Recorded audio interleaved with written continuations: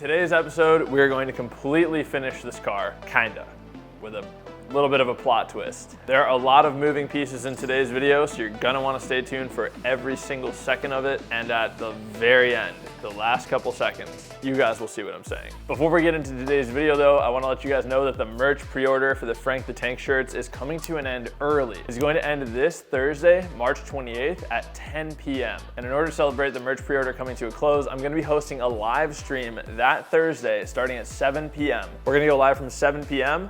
until the merch drop closes at exactly 10. So we'll be closing the merch drop with you guys on live stream.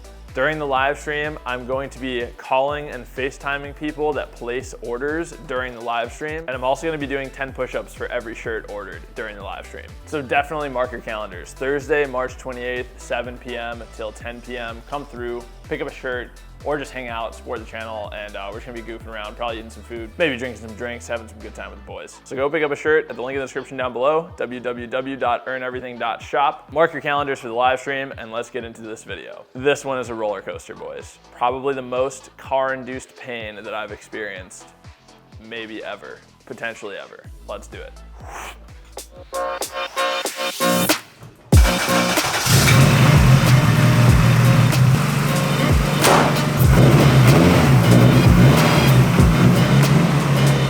Notice how it just cold started on the 85 and I didn't have to give it any throttle input, and I just pulled it out of the garage, clutched in, put it in neutral with the engine still cold and it didn't shut off. That right there is what we've been working towards this entire series. That right there. We're going on a little bit of a field trip today to start off today's video. We're going to see a friend of mine named Jesus. He's about an hour away and he's gonna be aligning the car in his home garage. And for the rest of the video after that, we're going to be street tuning this car with Mikey Spec and trying to get it dialed in so that way I don't have to go back to the dyno for a while until I'm ready to get retuned on 93. This is like the final chapter of the Frank build for the time being. Wow, this has been a journey. With that being said, as you come along with me on this video's adventure, I just want you guys to take a moment, all you guys that have been here for all of the EG content over the last 5 years, just take a moment and remember just how far this car has come. It started as such a pile, it got better, I turned it into a pile, and now we've finally made it what I've always wanted it to be. I'm so happy to finally be wrapping up this build and reaching an endpoint. It's not an endpoint, but a stopping point, and one that I'm truly happy with.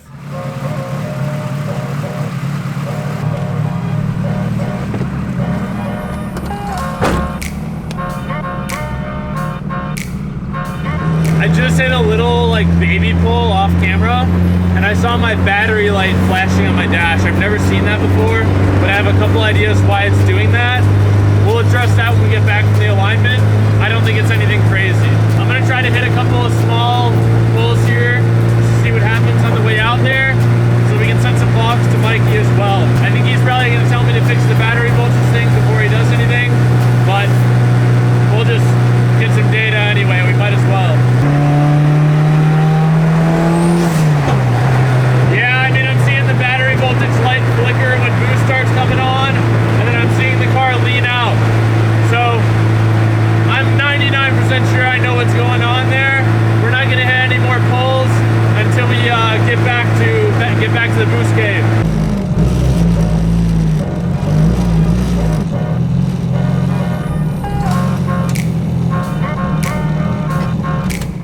How's it going? Good, man. Busy. Yeah, it seems like it. This is wild.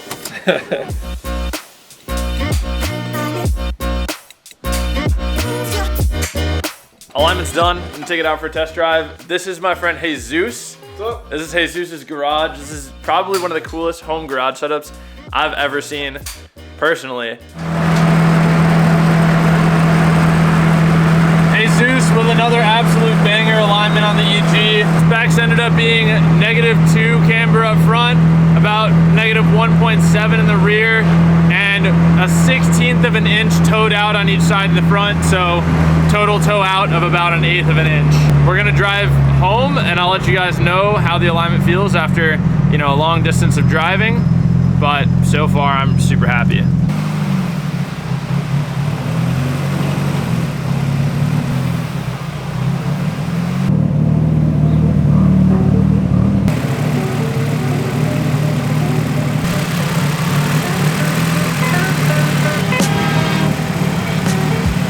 Like I said, when we were driving out to see Jesus just now, I saw the battery light flashing on the dash when I was tipping it into boost. Well, I never had that problem with my old small battery, and just putting in a new small battery I don't think would cause that issue. But what I do think is causing that issue is that I drilled the hole bigger on the terminal, on the wires, on the ground wire and the power wire, because when I had the big battery in there before, this wouldn't fit onto the little post. I just don't think that there was enough contact between this and the battery. I was planning on just remaking this wire and remaking the end of the power wire, but something wild happened on the way home. Off camera, I stopped at Rudd's Racing. I saw something hanging on their showroom wall, and it just so happens to be a custom catch can breather box that is made to mount right where my small battery is located. But that means that if I swap over to this setup, I'll be able to fit a full-size battery back in that corner. I think that will probably fix our issue. Oh, dude, I just realized that this second section of the tank is not connected to the main section. So what is that exactly? Well, I'm pretty sure that this is coolant overflow, which is really dope. I just gotten brand new coolant overflow over here. But man, if I can clean that up, get rid of the big white coolant overflow, that'd be awesome, I think. Oh yeah, dude, this is gonna be awesome. This is gonna be sweet. Just when I thought I was done tearing Frank apart, we're going back in, boys. Let's do it.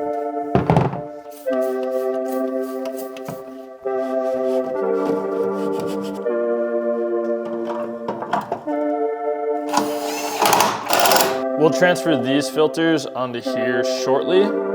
Let's just get everything else routed first. This is kind of sick, dude. TJ, you're a beast.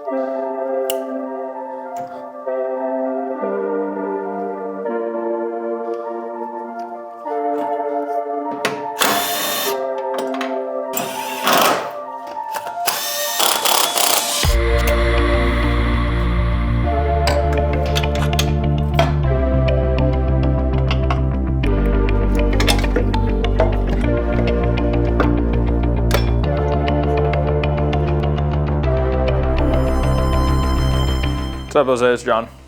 Hey, are you guys still gonna be there for a few minutes? Okay. If I could be there in like 15 minutes, could I grab two 10 a.m. 90s from you guys? Do you guys have those? Hose end. Rudd's Racing with the clutch again? I'm gonna have to think of a name for the 8th gen here soon, because we're gonna be starting some work on this car in a little bit. The silver EK will be before 8th gen stuff. Most likely, 99% chance that's true. But I might have said this before, this is gonna be my,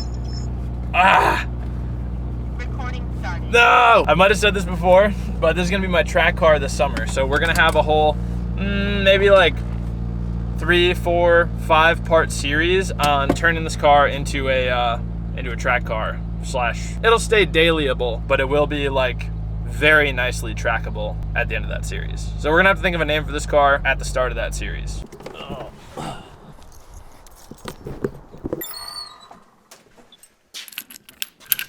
Thank you. So we gotta take it off. Shout out Rudd's. Let's get back to the cave. I'm so close to being done. Catch can breather setup complete. Let's resecure this charge pipe.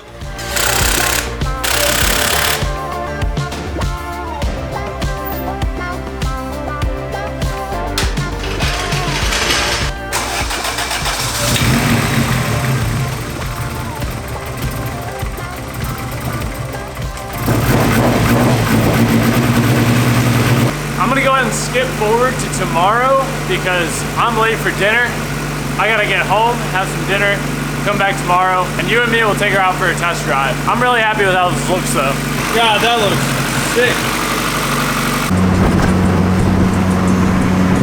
I've been driving the car around a little bit. I took it home last night and I just drove it to work this morning and the gym actually. And it's been having 2 problems that we gotta sort out, and we're going to fix them right now. Problem number 1, the battery light is flickering and coming on when I get higher up in the RPMs, I'm 99.9% sure that that's happening because the battery is being overcharged by the alternator. When I was having all those alternator issues in the previous Frank episode, I ended up putting in the brand new alternator with a smaller pulley on it. And I think that because of the smaller pulley, it's overcharging the battery, which is causing the battery light to come on. I also have been periodically getting a check engine light for VTEC solenoid circuit high, and that happened last night, and today on my way to the gym, and today on my way to work. It's not on right now, but it could come on at any moment. Don't exactly know why, but we're gonna go ahead and fix the alternator issue first, the battery charging issue first, and then circle back to the VTEC solenoid if it's still an issue. 14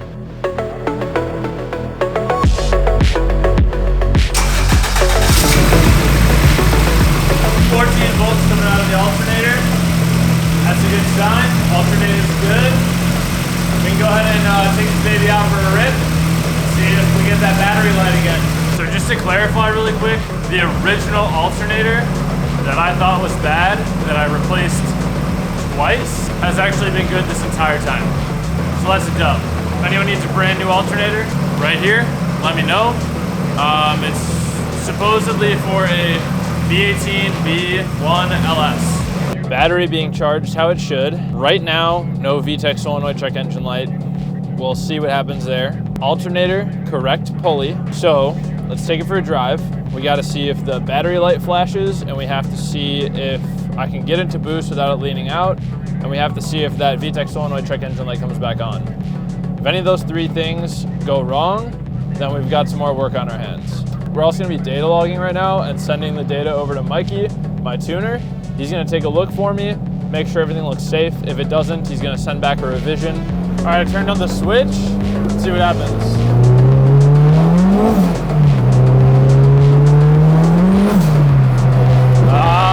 Seemed kind of lean in boost there. I didn't see a battery light, and I didn't see a VTEC solenoid check engine light. I was right about over voltage with the smaller pulley.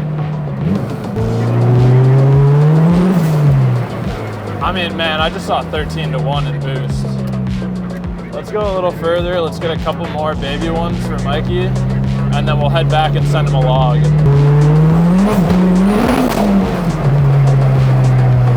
All right, that wasn't really a baby one. That was kind of a big boy one there. We'll go to that tunnel spot where I keep getting the tunnel pulls, and we'll get like one more good one over there. And it seemed like it was in the money in terms of air-fuel ratio on that one. Although I was kind of like, you know, fighting a 550 to 600 wheel horsepower car while trying to stare at an air fuel gauge while also hitting a pothole. So that was kind of a lot. So let's try one more here and see if we can get a clean one. All right, boys, here goes.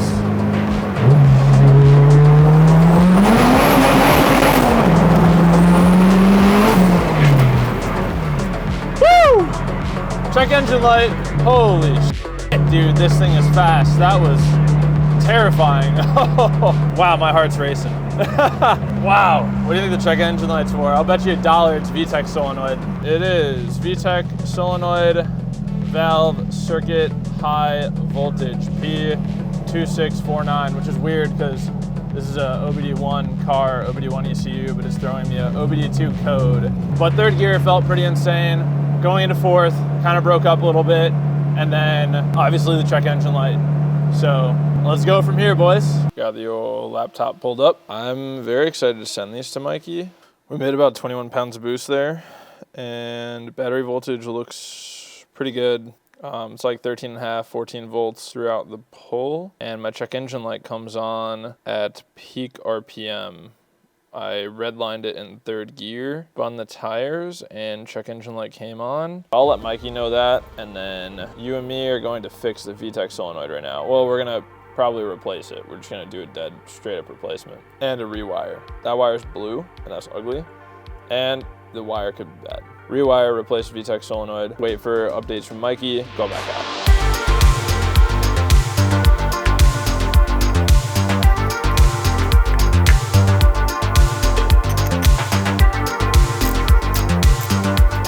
Okay, now to rewire it. All right, I've got a new black wire right here. And in order to feed the wire through the firewall, because I have to go through like a grommet thing that I made, I'm gonna go ahead and solder the new wire to the old wire to attach them to one another. And then I'm gonna tug the old wire, pull it through. Don't even care if it's a cold joint, just need it to hold. Oh my goodness. Dude, am I a mega genius or what? This is not the world's best solder, but it's definitely way, way, way better than it was. 1, 2, blowtorch, 3, 4, full send. And I'm gonna leave this as a little bit of a mess for right now. Go take a little test drive ski. It did not work. And I spent the next 4 hours diagnosing the single wire circuit that is the VTEC circuit. And what happened next is pretty crazy. I'll just show you. I don't know if you can see that guy up there, but I think that's our dude.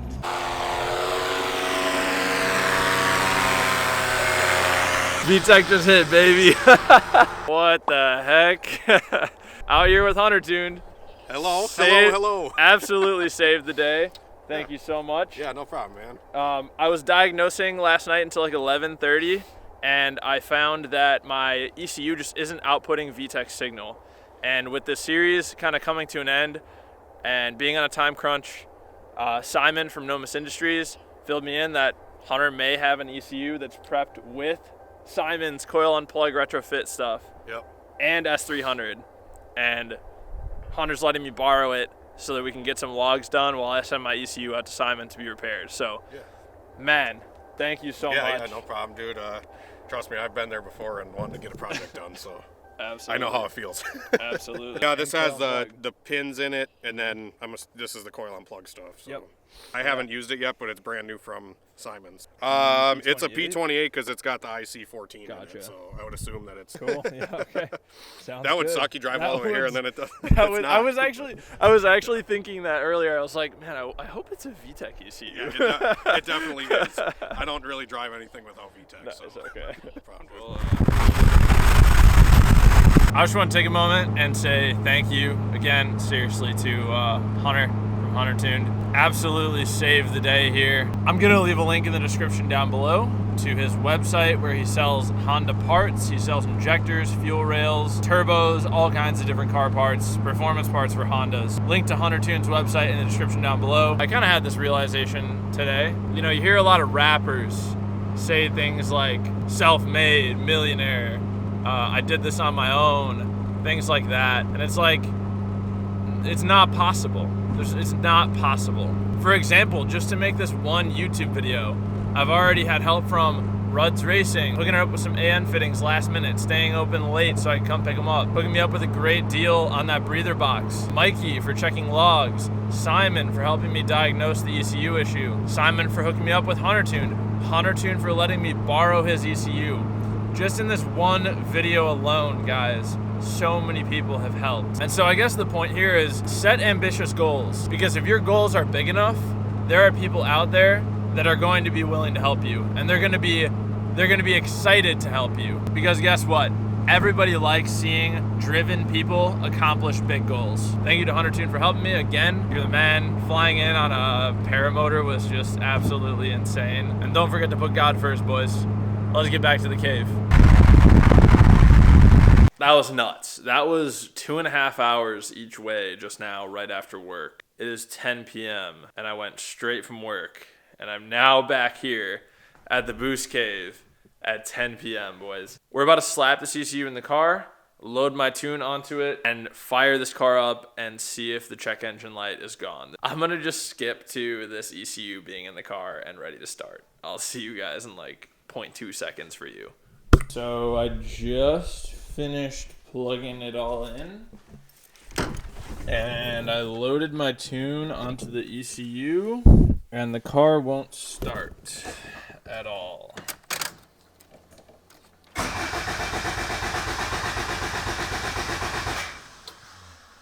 And when I do test outputs in Honda, which is like I'm testing to see if the solenoid is turning on or not, it does not work.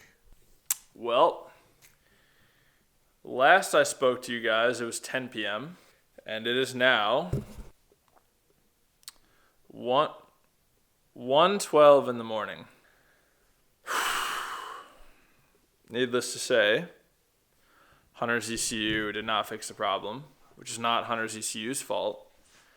That is something in this chassis's fault. I have verified probably 10 times now that everything, including the VTEC solenoid, everything from the VTEC solenoid all the way down to the ECU pin, like I depinned the wire, the VTEC wire from the ECU connector.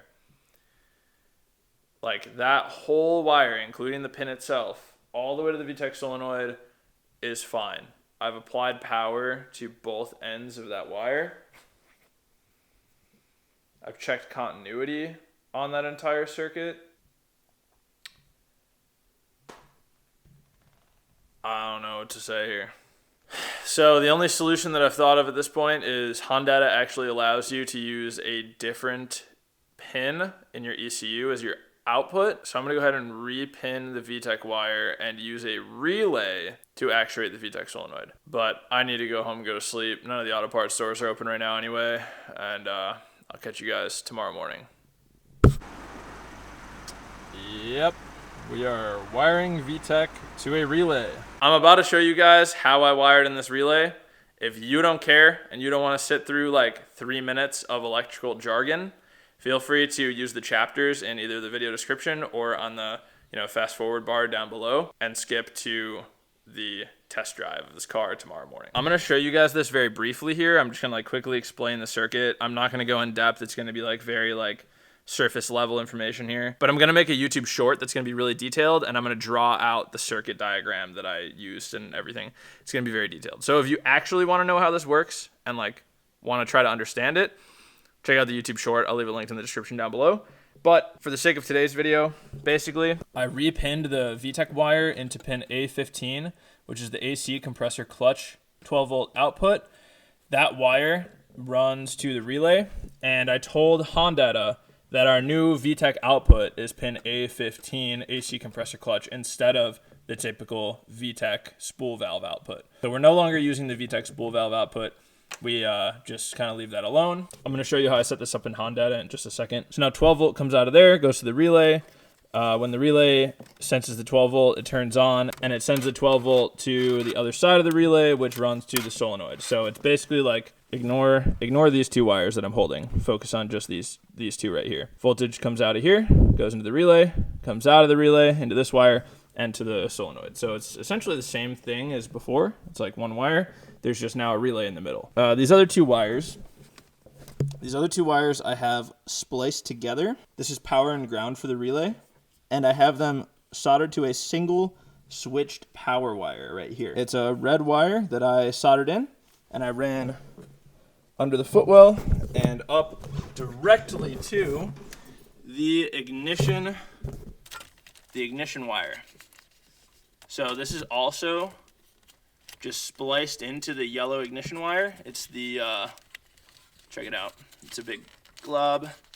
It's a switched power source. So we're getting switch power on when I turn on the key. It's supplying power to the relay.